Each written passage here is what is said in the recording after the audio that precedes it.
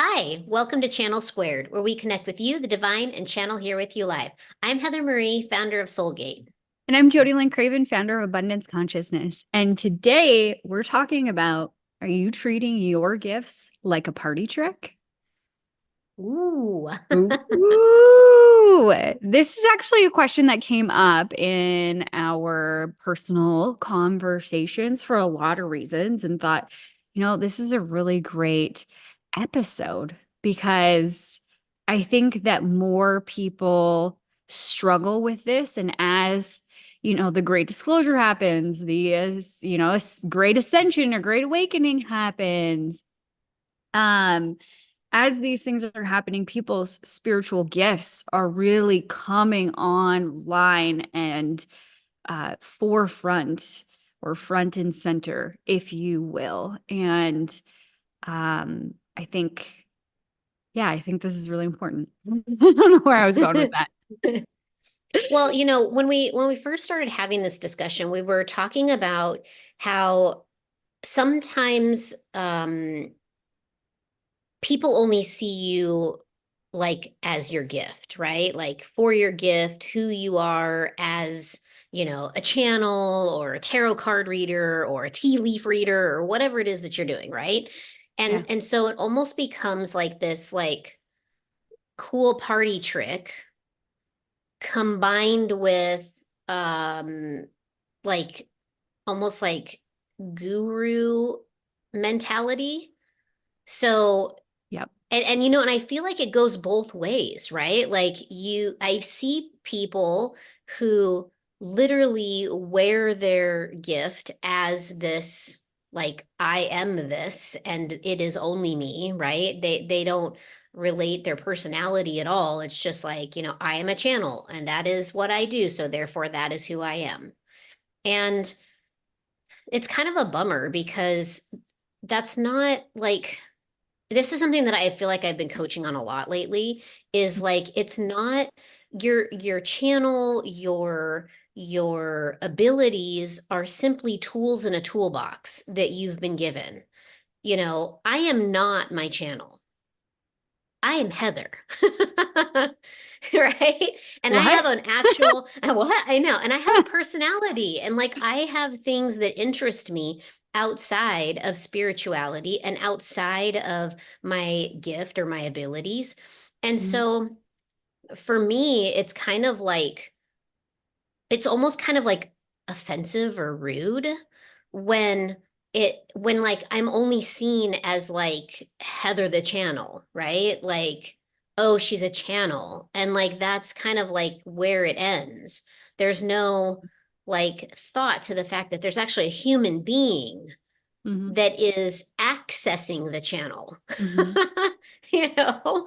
So I feel like this is something that I've been seeing a lot in the spiritual community where the people that are accessing the universal infrastructure to bring forth information have become like this, I am only this, and that's the end of me. Like I am just that.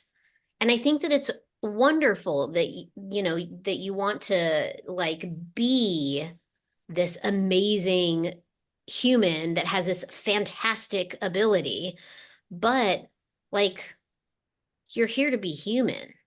Like the Yeah. experience you're here to have is human, not spiritual. Almost like you're bypassing the human experience by just trying to identify as that gift. Right. And I Yeah. am guilty of this. I mean, I think like when I first started channeling, it was like, cool, look what I can do. I have this cool gift, it's like genie in the bottle. I Mhm. know all of these profound things, or I can channel all of these profound things.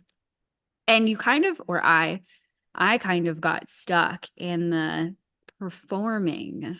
Like I must perform, I must have the answers. And like for me, it was almost to the point where I was not using any of the other tools in my toolbox, like intuition or, even just my human experience and the wisdom of that, the wisdom that I have from past lives that is divinely within me. All of those are tools. But I was just so heavily reliant on channel, tell me what to do. And Right. I think it's like I was having this conversation with my husband last night, actually.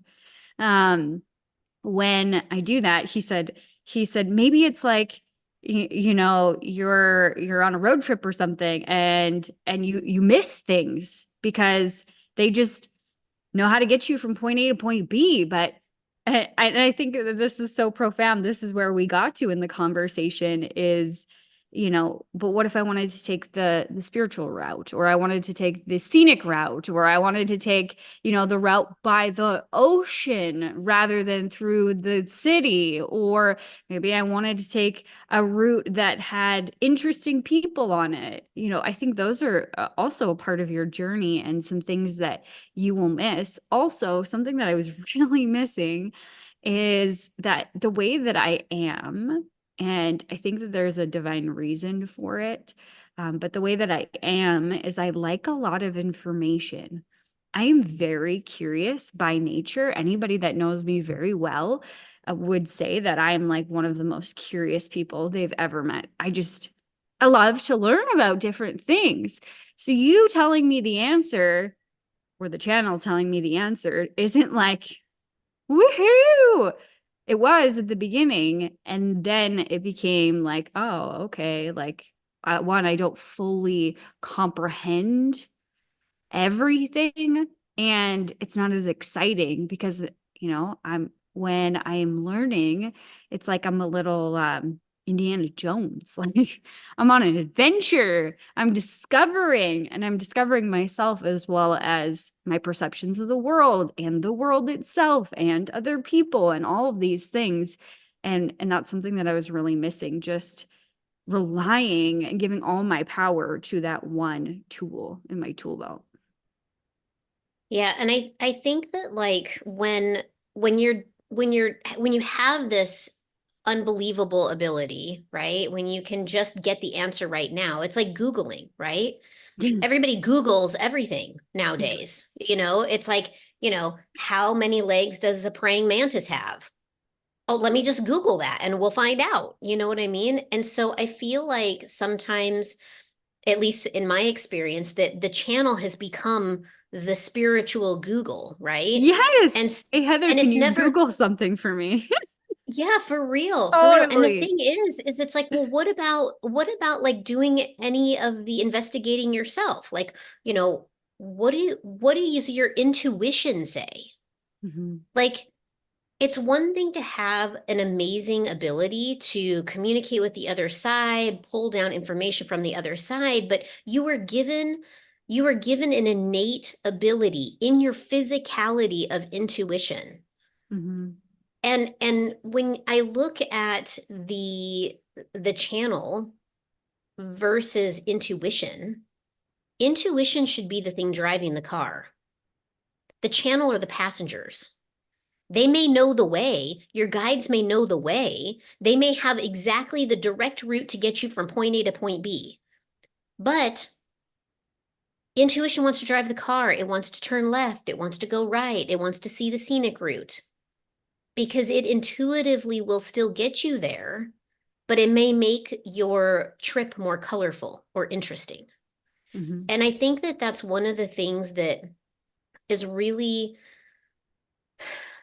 I don't know, ignored or bypassed lately that I'm seeing in the spiritual community is everybody just wants it right now. They want to have the thing right now. It's all that instant gratification. And Mhm. the fact is that while it is amazing that we can pull information in right now and we can literally Google the universe and get the answer, but where's the fun in that? Mhm. Like, where's the adventure? Where's the Mhm. experience? There Mhm. isn't any. You are literally cutting yourself off from all of the fun and all of the experience and all of the adventure that is to explore life as a human. Yeah. Agreed. Yeah. And well, this is another thought that dropped in. Um, we came here, I think, for the whatever reason it is, like a unique purpose for ourselves to be a part of something, to experience something. And if you're just getting all of the answers, like, you know, whatever the answer is that you Googled or you asked the channel, if you're just getting all of the answers, how much is that taking you away from what you came to experience and how you came to experience it? Like there's I mean, there's a very good reason why you have the ability to channel. We have the ability to channel. Anybody can learn to channel and access that other side. Absolutely. There's divine wisdom there. And there's also a reason why we have physicality, why we're not on that plane, like just accessing the wisdom or a plant accessing the wisdom, like why we have this body in this time.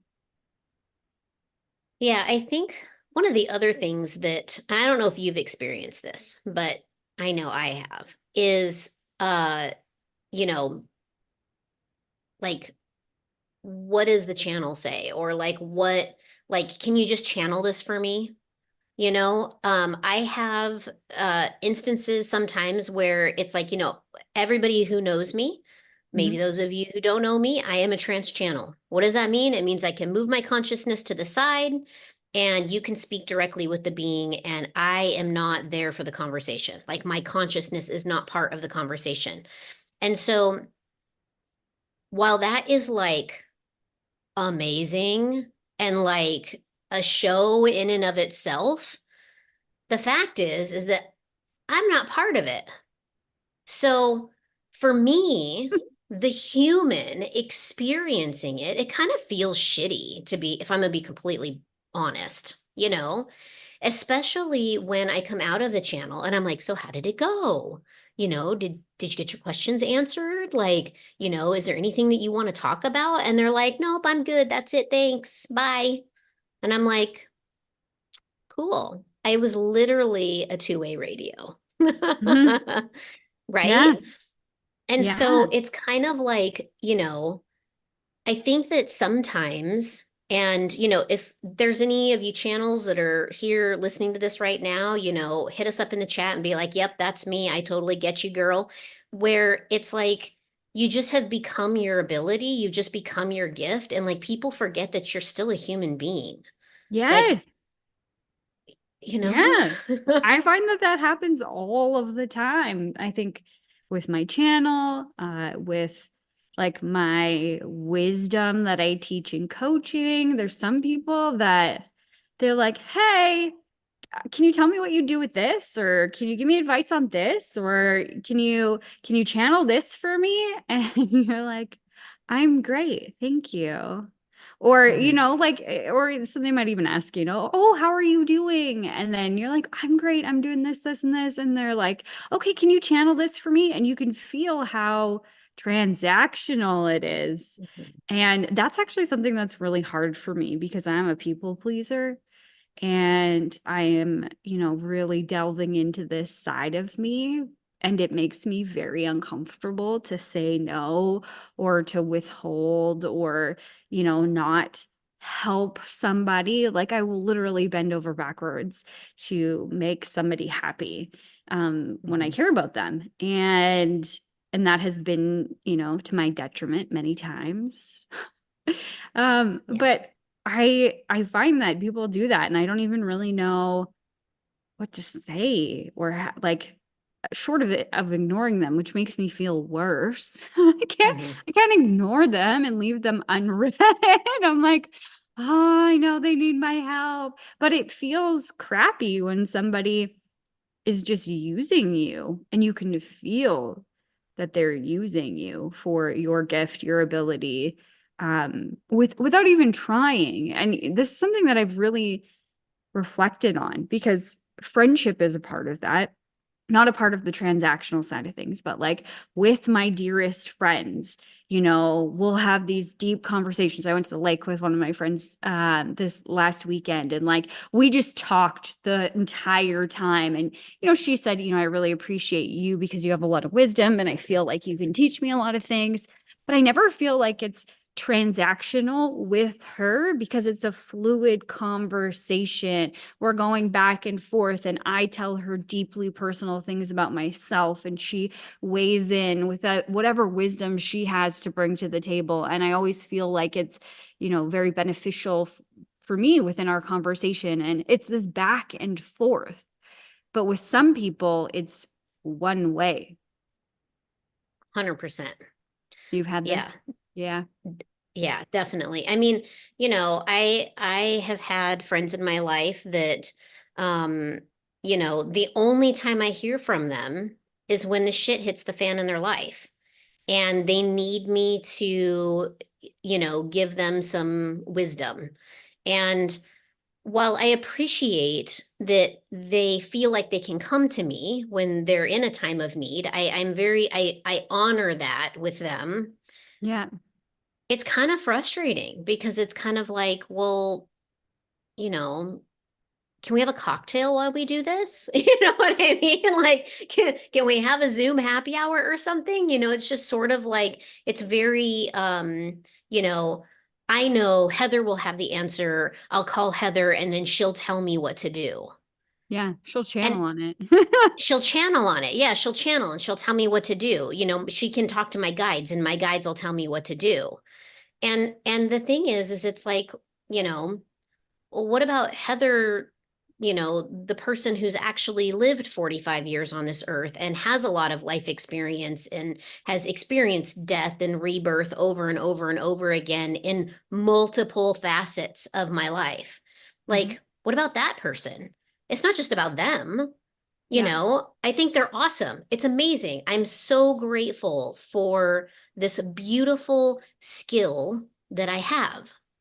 But there's still the human side of things, and I definitely have some of those people in my life. And it's hard to have boundaries, Yeah. but I think that that's the key. Like, I've been doing a lot of reflecting too around like my boundaries with how I relate and interact with people in that capacity. You know, if I am not, uh, if I'm not up for it, like, I'm like, I can't do that right now. Would you like to make an appointment?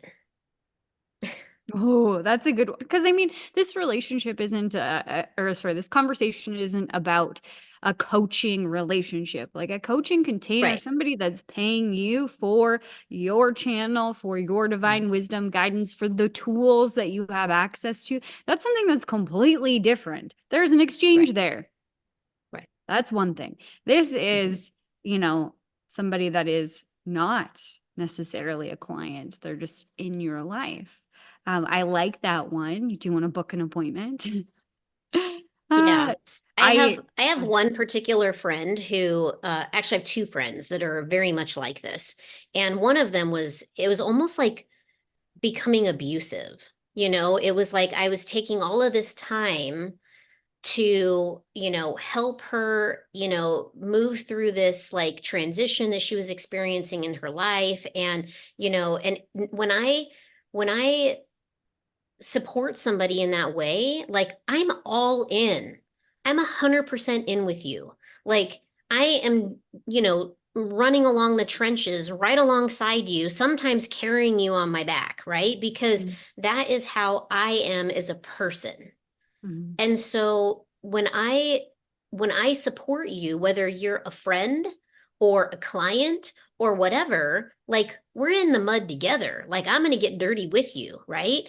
Mhm. And and so, with this particular friend, it was like, she was going through a thing. It was really difficult. I could certainly like feel where she was at with it.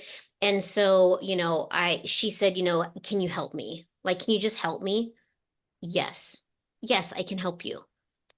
I spent, I don't know, a month of conversation every single day for a month. Wow. hours at a time. It was a huge commitment of my time, but I loved her and I want her to be happy and I wanted her to have an amazing life.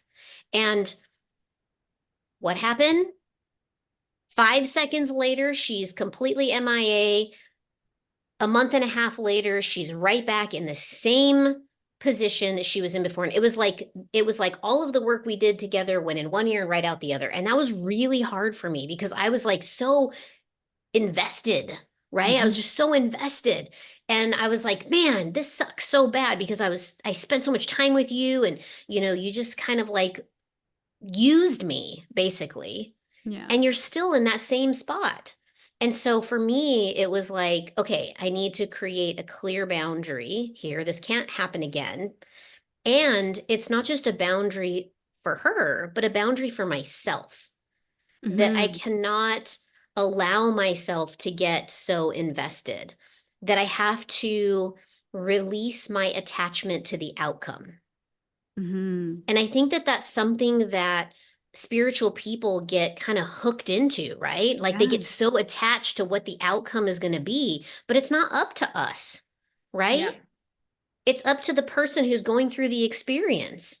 You're just Hmm. there to simply guide and, shine the light in different directions so that they can kind of see which way they want to go. Hmm. But boy, that's a hard, Yeah. hard. Very hard. For me too, it's attached to helping, to being there for someone, to being like all these preconceived things of like a good person, a good friend, nice, accommodating, whatever, there for other people. The attachment to attention, whatever it is, right? Like I'll give and give and give and give. And so for me, it's learning that boundary of letting go of that attachment to over giving, if you will, and being more protective of the gifts, all of the gifts that I have, including my channel. Um, and that's harder.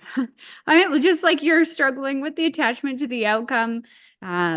It's it's a difficult thing to wrap your brain around and shift if you've done that for several years, obviously, as we have.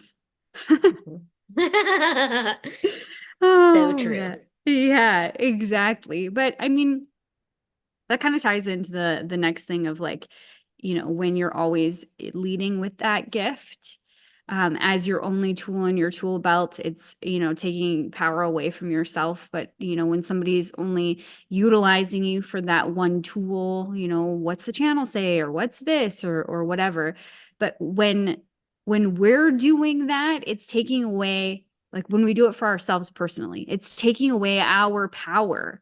We're still seeking something outside of ourselves. Yes, they're great advisors, but at the end of the day, I am in the human experience and I must go within to find, with discernment and my intuition and all of the gifts that I have, what is the best step forward for me. And then also when people are asking to utilize that channel, and then being so heavily reliant on it, it's also taking away their divine power. And so for me, I'm saying this to myself, but me like having this overachiever need to help, help, help, help. Um, a way that I am thinking in this moment, I can begin turning that even more is if I am over helping this person, I'm not serving them because they're relying too heavily on me and they're not going within to utilize their own divine power. And that makes me feel a little bit better about, you know, taking a step back. I Yeah. don't know if that makes sense. I mean, yeah, it totally does. It totally does. And I think that it's always hard, right? When you're a healer, a channel, like, you access the divine, you're coming from a place of love and a place of service. And whether that's for your own self and your own experience or for the benefit of others, I think that when you are in that place and you're coming from the place of love and you're coming from the place of service to others, It's a wonderful gift. It's a wonderful ability. But when people, I see people like lead with their gift, it's kind of like, okay, when you're like dating, right? And I didn't really date a whole lot. So this is coming from an inexperienced position, but I've heard this happening a lot where, you'll go out on a date and it's typically the man does this, so I'm just coming from a female perspective. So those of you fellas that are listening right now, this is not poking at you at all. I'm just using from a reference. But sometimes, men will come from this place of like leading with their money. They'll talk about their job, they'll talk about their car, they'll talk about their vacations, their home in the Hamptons, all of these things that are like materialistic and like financial resource driven, right? And I Yes. think it's because, men have this, primal, you know, desire to provide, right? And so they Hmm. want to showcase that they're good providers. So when I see this in the spiritual community, it's almost like people are leading with, I can give you the wisdom of the universe. I have Yep. access to the other side. You know, I Yep. don't even tell people what I do unless they ask. Yep. If they say, "What do you do for a living?" I kind of sit there for a second and I quickly assess with my intuition, can they handle what I'm about to say? Or do I need to frame this in a way that they're going to understand? Mhm. Sometimes the answer is I'm a spiritual life coach. Sometimes it's I am a uh, energetic consultant. Sometimes it is I communicate with the divine. And usually you can kind of discern based on who you're talking to, how far down the rabbit hole you can go, you know, but it's never, like, hi, I'm Heather. I am a trance channel, in fact, and I can talk to God. Like, what? And I could talk to God. uh, Yeah. okay. Right, right. So I think like, you know, I think it doesn't need to be something that's, that you lead with. It isn't you. It's not who you are. It's part of who you are. Hmm. It's a skill set that you have. It's a gift that you have. It's an ability that you have. It's a tool in your toolbox. Yep. There's a lot of, wonderful things that you can say about it, but it's not actually like it's not actually Heather. It's not Jody Lynn, you Mhm. know? It's not you. You are the divine light that is you. That is different, you know? Anyway, I'm on a rant there, but I just got this image of like a man in like coveralls with a tool belt and just to like drive your point home, it would be like this individual being like, I am hammer. No, you weren't. No, you weren't. You're not a hammer. You're not a screwdriver. You're not a nail. You're not a tape measure. You're not any of those things. Those are great, great tools. And without them, maybe you couldn't do your job as effectively. Probably not. But at the end of the day, you can take your tool belt off and your coveralls off, and you are more than the things that you have access to. yeah, you can be beer drinking Bob. Yeah. Because Exactly. it's You're drinking Friday water. at 5 o'clock. No. Yeah. Yeah, exactly. And I think like going back to boundaries for 1 second, because you said Friday at 5 o'clock, a lot of times I would find myself trying to like over deliver all the time. And starting, I've gotten much better at this, but starting to set like boundaries for myself like after this time at night, like some this, Heather, around 4:30, 5:30 in the evening is when somewhere in that realm of time is when Nate gets home from work. And I always hang out with Nate when he gets home from work. And so it's not cool to call me at that time. And Heather will know. And even if she needs like a pressing question answered, she'll text me and be like, can I bug you? I know you're probably with Nate. I need 5 minutes or whatever because I need to work on this thing for the show or whatever it may be. But super respectful of that boundary. And I don't think I ever said it to you, Heather. It's just something you picked up on that I'm Mhm. at home. And maybe it was something that you picked up from Nate because when I'd be talking on the phone with you, he'd be like, is it my turn yet? Um, Yeah. so it's just one of those things that, my closest friends know that I'm busy in the evenings with my husband. And I try and spend that time with him as much as I can. And that's something that's kind of respected. But that's not something that I would have done before. Like it wasn't a boundary I had before where, I had certain times where I was unavailable to the world, for example. So even if you struggle with setting boundaries with your gifts or your time or whatever, you can start reflecting on how do you want your life to be and what is reasonable and what would make you feel better, what would feel good to you, all of these questions so you can start setting those boundaries in place or taking steps toward setting them at least. When you talk about your marriage, your partnership, you chose Nate, right? And you chose him and he's your best friend.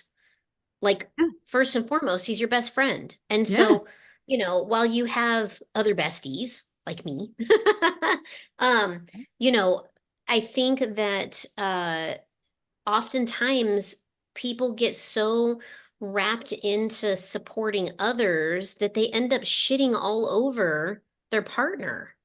you Yeah. know they their partner ends up getting what's left of them instead of what's best of them. And I think that Oh. that is seriously fundamentally wrong with relationships. Mhm. So many times people come home from work and, they've worked their butts off all day. They've had to people please all of these people that they work with, and now they get home and they're tired and they're cranky and they're ready for dinner and they shit all over their partner. And so, you and I have done a lot of personal development work around relationships and around interacting with our partners. And I find that when I am in a place of, you know, I'm going to shit all over you if I talk to you, I just don't talk to him Yeah. because, I don't have anything to give, right? So like if I'm completely tapped, I go dark. And I do this across the board. It's not just to Quinn. It's to Yeah. my parents, it's to my friends. Like I will completely vanish off the face of the earth for as long as it takes for me to recharge because that's what I need, Hmm. right? And so I feel like, your partner, you chose your partner and you chose them for a reason. Hmm. And they chose you for a reason. Hmm. I see sometimes people that try to shift and change and become something that they think that their partner wants, but that's not what their partner wants, right? And sometimes they do this with their spiritual gifts, right? Oh, I'm just going to spiritually voyeurism with their high self and find out what it is that they want from me. Gross, dude. Like, really? Right? Yeah. So the reality is like, this is the person that you chose. And you need to put boundaries in place to honor the time for that person. Mm. So, and when we first started becoming very close friends, I would hear Nate say, when's it gonna be my turn? And I'm like, hold on, it's only 3:30 and a half an hour, no, and then you can have her, no. But It's true. it's it's He was off it's work at just that time. yeah. So, I think that balance is a big part of, spirituality and like how you treat your gifts and abilities. I think we're titling this as are you treating your gifts as a party trick?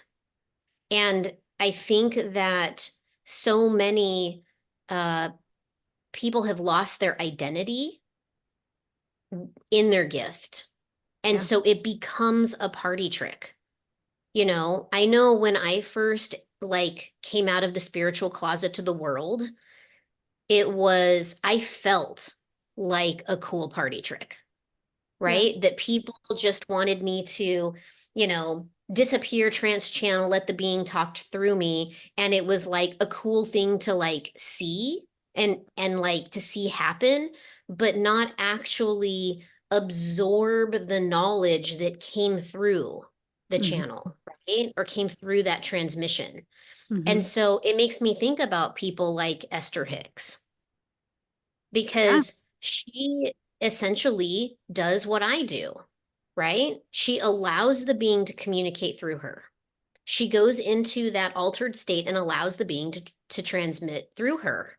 And it makes me wonder how she's navigated it. If any of you know Esther, we would love to have her on the show. Oh, that would be awesome. That would be amazing. Um, just Hashtag as, Esther Hicks. Yeah. yeah, Yeah. we'll tag her in the video. Yeah. But I think that there's so much more to your spiritual advisors than just their gift. So my request of those of you that are watching is to please see your spiritual teacher, advisor, guide, channel, tea leaf reader, insert spiritual thing here, that you see them as like human beings too. And that if you are one of those people that provide these services, that you treat your gift as the amazing, beautiful gift and tool in your toolbox that it is, and not allow it to define who you are, Hmm. because you're so much more than that. That really minimizes who you are. Mic drop. I think you hit the nail on the head with the spiritual gift tool. 100%.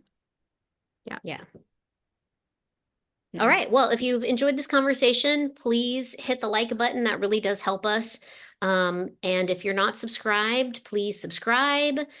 We have like 80% of our viewers watching these videos are not subscribed. So please Just subscribe. subscribe. Just subscribe. It It's costs just you a click. nothing. And you know what's going to happen? You're going to get a reminder every single week that we're going live. And you'll get to see all of our other 2 years of content. So if you're tired of binging crappy Netflix shows, you know exactly where you need to go. Just a Exactly. reminder. Yes. Thanks for being with us. We will see you next week.